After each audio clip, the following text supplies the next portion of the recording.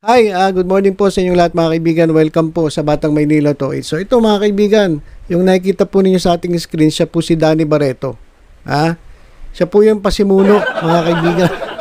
Siya po yung pasimuno dun sa kumalat na video ni Alex Gonzaga. Kung saan pinahira ni Alex Gonzaga itong si Kuya Waiter. Nung icing nung cake dun sa noo. Magaling kasi ito kumuha ng video eh. Magaling kumuha ng video, biruin mo talagang kuwang-kuha niya yung ginagawa ni Alex Gonzaga na pasayaw-sayaw na parang lasing. Sabi naman ng kampo ni Alex Gonzaga, hindi naman daw lasing. Pero kung mapapansin mo, tipsy na eh. Di ba? Hindi normal yung niya yung kanyang pagkilos eh. Pero sinasabi nila hindi raw lasing. O di sige, hindi lasing. Ako maintindihan ko pa eh. Ginawa niya yun kasi lasing siya eh. Pero sinasabi nila na nasa matinong pag-iisip. Mas lalong malala yun. Pero iba, hindi ka lasing, ganong ginawa mo nang bastos ka ng tao. Mas maganda pa kung inamin nilang lasing. Kasi kahit pa paano meron silang excuse. Pero ngayon wala silang excuse kasi sabi nila hindi lasing. Di ibig sabihin bastos talaga. Bastos yung ginawa niya doon kay Kuya Waiter. Diba? So ang ganda ng pagkakakuha ng video ni Danny Barreto Talagang kumbaga parang sinetap talaga. Diba? So ang ginawa, yun, yung kuwang-kuha yung yung kuha ni Alex Gonzaga doon sa cake, tapos yung pagkakapahid doon sa sa waiter. Tinutok pa niya yung camera niya doon sa waiter, doon sa noo. Kaya kitang-kita mga kaibigan yung pangyayari. Ayan po yung pasimuno, si Danny Barreto. Kaya nagkaganyan-ganyan, nagkagulo at ilang araw na batikos at pinagpestahan itong si Alex Gonzaga. Dahil po dito yan kay Danny Barreto. At nung napansin niya na na medyo iba na yung dating, iba na yung sinasabi ng mga tao, ginawa niya, dinilit niya yung video. Pero huli na. Alam niyo naman yung mga marami talagang Pilipino na marites eh. Kapag may nakitang ganyan, bilis, download. Kung walang pan-download, copy. Ganun yung nangyari. Kaya naman ito, nagsalita na ito si Danny Barreto. Actually, sabi niya, tumahimik lang muna siya kasi ayaw na niyang mas lumaki yung issue. Pero wala na malaki na eh. Hanggang ngayon nga, di ba, binabanatan pa rin si Alex Gonzaga. Hanggang dun nga sa concert ni Tony G. Sabi ni Alex Gonzaga, talagang nag-viral siya, nag-trending siya for 3 days. Pero hanggang ngayon mga kaibigan, although tapos na yung issue, kasi humingi na siya ng tawad kay Kuya Waiter kay Kuya Alan sa kabila nun, hanggang ngayon, hindi pa rin nakakalimutan ng tao yung kabastos ang ginawa niya. At matindi pa nito mga kaibigan, meron pang nagkapirmahan pa nagkaroon pa ng quit claim O kaya tahimik na si Kuya Waiter kasi pumirma na siya Hindi siya pwede magsalita laban kay Alex Gonzaga. Kaya nga nagkapirmahan, di ba? Alam na yun yun nga yun di ba? Siguro merong may pampalubag loob. Ako okay lang na mabigyan ng pampalubag loob si Kuya Alan o si Kuya Waiter para at least maalis naman yung stress at makapagbakasyon sila ng pamilya. Ewan ko lang kung ganun ang ginawa ni Alex Gonzaga, pero kung ako sa kanya, talagang kahit papano para makabawi naman dun sa waiter, dapat binigyan niya ng pang lang ba, pampasyal, pang SM ba?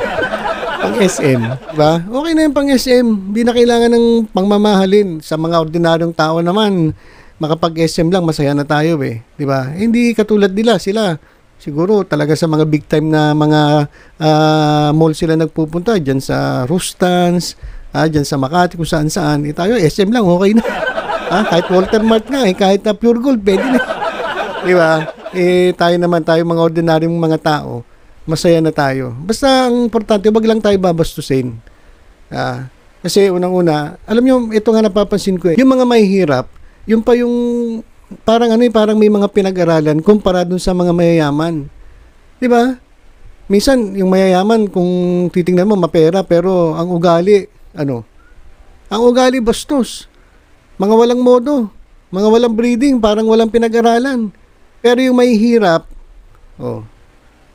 yun yung nagpapakita ng kanilang ng kanilang pagkatao na sa kabila ng ginagawa sa kanila ng mga mayayaman nananahimik lang sila. Katulad ni Kuya Waiter. Di ba? Tumahimik lang siya. Wala naman siya reaksyon Kaya naman dito mga kaibigan sa ambush interview sa kanya, nagsalita na si Danny Barreto tungkol dun sa nangyari. At sabi niya mga kaibigan, kung regrets, meron talaga siyang regrets. Kasi nakasakit daw siya ng tao. At nakagawa siya ng bagay na hindi niya gusto. Hindi niya naman ginusto Hindi niya naman nakalain na magkakaganon Hindi niya akalain na gano'n na magiging reaksyon ng mga taong bayan. Di ba? So, hindi niya sinasadya. Pero alam niyo mga kaibigan, para sa akin, sa tingin ko, God's will yan Wake up call yan para kay Alex Gonzaga. Dapat nga hindi siya magalit kay Danny Barreto Dapat nga magpasalamat pa siya Kasi doon sa nangyari, na-realize niya yung sinabi niya, 'di ba? Na-realize niya na kinakailangan niya ng humility at kindness sa buhay niya. At dapat ay binabantayan niya yung kilos niya. Na hindi sa lahat ng oras pwede ka magbiro, hindi sa lahat ng tao pwede mong biruin, 'di ba? At doon na-realize niya na kinakailangan ko palang maging humble. So, dapat magpasalamat pa si Alex Gonzaga kay Danny Barreto kasi kung hindi nangyari 'yon, wala hanggang ngayon ganun pa rin ugali niya. Hindi niya ma-realize yan. Baka may mas malala pang nangyari. At least ito, konti lang. Kumbaga hindi masyadong fatal. Kumbaga, fatal. Pero mabigat pa rin mga kaibigan Sobra-sobra pa rin yung inabot ni Alex Gonzaga. Diba? So, yun ang sabi ni Danny Barreto. May regret siya. Dahil nasaktan niya si Alex Gonzaga doon pa mismo sa araw ng kanyang birthday. At sabi niya rito sa interview mga kaibigan na itong pamilya Barreto at itong pamilya Gonzaga ay talagang malapit na pamilya. Sabi niya mahal namin ng Gonzaga, likewise mahal din sila ng mga Gonzaga, itong Barreto. At kaibigan ni Julia Barreto itong si Alex Gonzaga. So magkaibigan yung dalawa. Kaya may regret siya dun sa paglabas niya ng video kasi talagang nasaktan niya. Para sa kanya nasaktan niya si Alex Gonzaga. Sabi rin ni Danny Barreto, nag-reach out naman daw siya kay Alex Gonzaga. Nag-apologize siya, humingi siya ng sorry dito kay Alex Gonzaga sa nangyari. At hindi talaga siya nagsalita. Kumbaga tumahimik lang siya kasi ayaw na niyang lumala pa yung issue.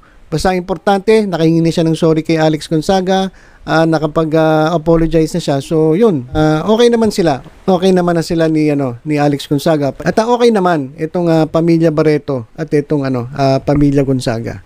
So yun mga kaibigan, yung statement na itong pasimuno. Yan kasi, video pa more. Kaya tapos post agad. Alam niyo mga kaibigan, hindi natin maintindihan. Basta gusto lang natin mag-trending, mag-viral, o yan tuloy, nag-viral. Pero in a negative way. So yun yung regret ni Danny Barreto. Pero sabi ko nga, kung ako si Alex Gonzaga, dapat magpasalamat pa nga ako kay Danny Barreto. Kasi kung hindi dahil kay Danny Barreto, wala. Hindi niya marirealize yung mga bagay na na-realize siya na ngayon after nga nung nangyari. Diba? Hello mga nanonood dyan. Mag-subscribe po kayo sa Batang Maynila Toys.